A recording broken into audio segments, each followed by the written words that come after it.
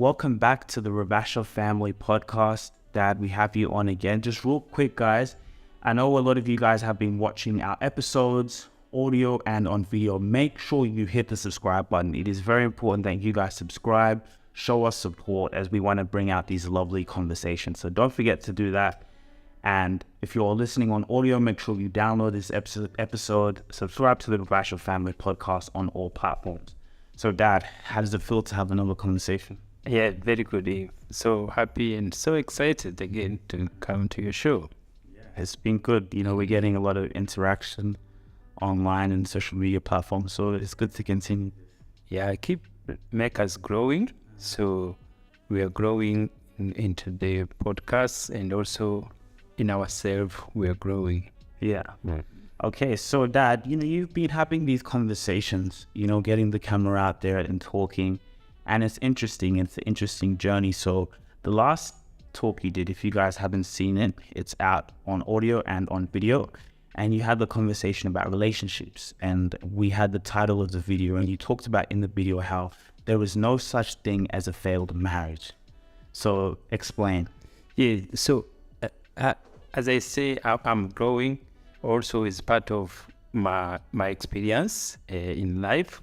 So always, especially what I'm saying is just from me with my experience. So what I mean by it is that because people have been told us certain time for long times, especially the religious, they've been telling us how life is going to be, especially relationship. So which is mean you have to have a relationship until the end of your day. So now people have been measuring themselves with that period. So now if you have a relationship, if you get married and then the relationship doesn't get longer, the times they told you in the church, you feel you fail. But no, you're not failing. Marriage is not that. Marriage is the time of period you are with the person you love. In that period, that is the marriage. If it's 4 years, it's 4 years. If it's 6 months, it's 6 months. That was marriage. Yeah, but the thing is that, like divorce, and we see that quite a lot today, but I feel the reason why people see it as failed is because, like, divorce is a big thing. It's money. You have to divorce, like, it is a lot, and then you're going, and in like you said, in religion, divorce it's not good. Like, it's frowned upon, but it's understandable because divorce is also, it's costly. No one wants to divorce. So I think maybe that's why when you said failed marriage, you spend so much on the wedding, you have a good time, and then 6 months, 2 years, people divorce. So yeah, that's what it is. So because again, you remember also the wedding, always you spend. So the cost is not about issues. So now the divorce is not bad. So what is bad is to live in life in hell. See, to live in life unhappily. See, like especially as for African, our relative been living in hell because they are scared to divorce.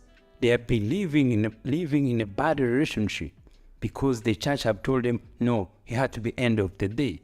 Why do you need to live in hell? Because somebody else say. So what I'm trying to bring to people, guys, look, people told you this. Let's look back. We are growing up. Let's see if what these people have said is right, or let's think about it. That's what I'm bringing to people.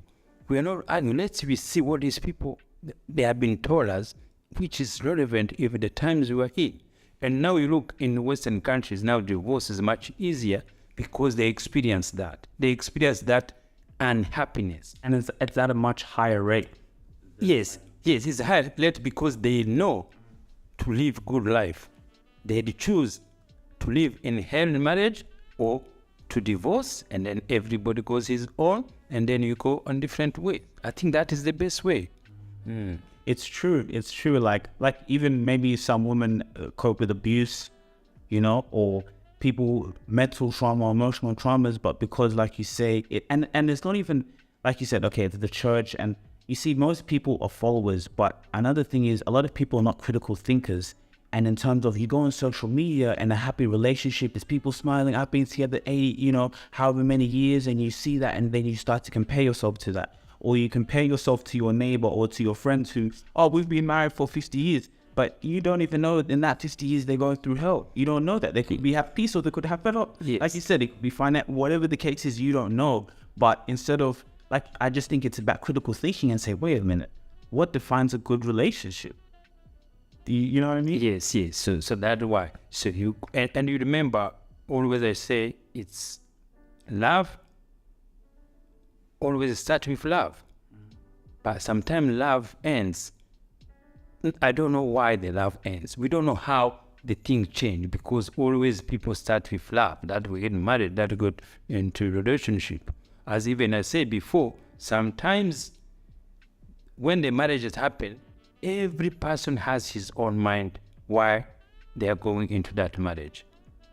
No one knows who the right is. See, you could be thinking love. You can't measure love. So that sometimes also it becomes a short period of time because in the beginning of the wedding, there was something behind. The love was strong. Or maybe there was not even love there. Maybe it was something else. You happen to have a marriage. Yes. Sometimes maybe it could even be lust. Like the person looks good and then you're with them and then maybe late down the ride you realize. Also, you will take advantage of somebody. What do you mean? Yeah, there are people, women can marry somebody because of financial gain. If there is money there, it's happy. If there's no money, they go. See? It's a special financial situation always is the key. Yes. On this path of life that I'm on right now, I'm always thinking about the future. I'm always thinking about my financial future. How can I make important moves now that are going to impact me when I'm older? This video is sponsored by Rise. Every time you get an income, you can set weekly, monthly, daily investment goals. You can put aside money while you're growing and seeking the best future for yourself. For me, what I do is every week I have an amount and it puts the money into the stock market. It's all about compounded interest. The actions and the things that you do today are impacting your future. So for me to continually having that compounding interest of money being put away into the stock market, by the time I'm 30, 40, 50 years old, that amount is generational wealth. That is the power of compounded interest. It's always important to think about your future, always important to think about tomorrow and 20 to 30, 40 years from now. What Rise has done with the Rubasha Family Podcast, they're going to give you $5 once you sign up with the Rise app and you're approved. You can start your financial journey today. None of this is financial advice. Hit the link in the description, get $5 into your account once you're approved and get started on your investment journey today. So some people, they're happy and to live, work hard to do things there. But some other ones, they are not. But what does I say? All those things, you can't measure them. You can't know how happen. So only while I bring my ideas, don't think your marriage fail. No matter what circumstance in, if it's end, enjoy, celebrate the period you have been together. Celebrate it. Yeah, you have to celebrate it because at least you have that period. You enjoy each other, you call the name, you share things there, you do things. Even sometimes you have kids in part of it. Even sometimes you have been financial gain, something put things together. Yes, that's what people should celebrate. That's what it should be happening. You know, it becomes your resume. See, now in Western countries, oh, this is my third marriage, this is my second marriage, this is my fourth marriage. And it's normal. There's not that problem is. But as Africans, we still have that fear in us. I think it's a very interesting point that you say. This, especially, it's a concept that not many people are familiar with, or they tell themselves, like, just because, like you said, it's your second or third time, it's okay.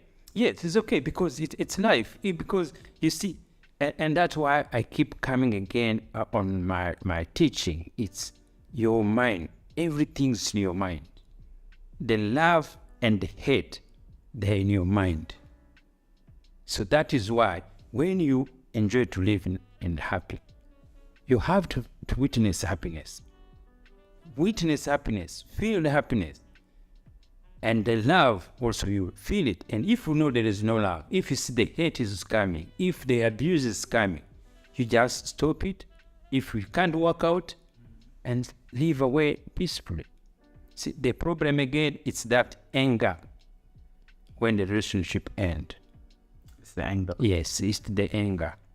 And I could see now, as I see growing up when sometime also, I can go also a bit topic, because the anger also came, maybe it's jealous. So one person, he doesn't want one person to go.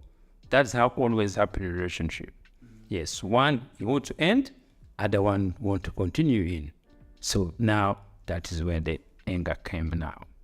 And it's much harder when there's children involved. And I think like within the Black community, as much as I praise and we do so many good things, this thing of even when you split with someone, like why do we have toxic relationships? One person hates this person, maybe someone did you wrong, but like there's that, like you said, there was love there in the beginning. And let's say you have children. When you made those children, it started out of love. Yes. It didn't start out of hate. When you guys made those kids together, it didn't start out of hate. It started out of love. Yes. And then it gets to a point, someone does something, whatever the situation is. But I think, like you're saying, is just have that. If I can forgive this person, then I can be happy. Imagine you split with someone and you're still living in hell every time you think about this person. She did me wrong. This person did me wrong. It was a failed marriage, but it's like you're gonna be in hell. You're not helping yourself any better. Yes. They say do it for the children. Do it for yourself. Don't Yes. Get along with that mother of children for yourself. For yourself, not the purpose of children. The children. So, and that's where it comes again. Know your mind is God. You know your power. Your presence of your mind, it's everything. Because the hate and the love, they are within you. So you start with love and then the hate. But you see, if you have time now to control your mind, so that hate also can come in a good relationship. Also that hate, you can play with it or something like that. But you see, until you know your mind, it's everything. Until you know God lives in you, it's your mind, is where you can able to control it.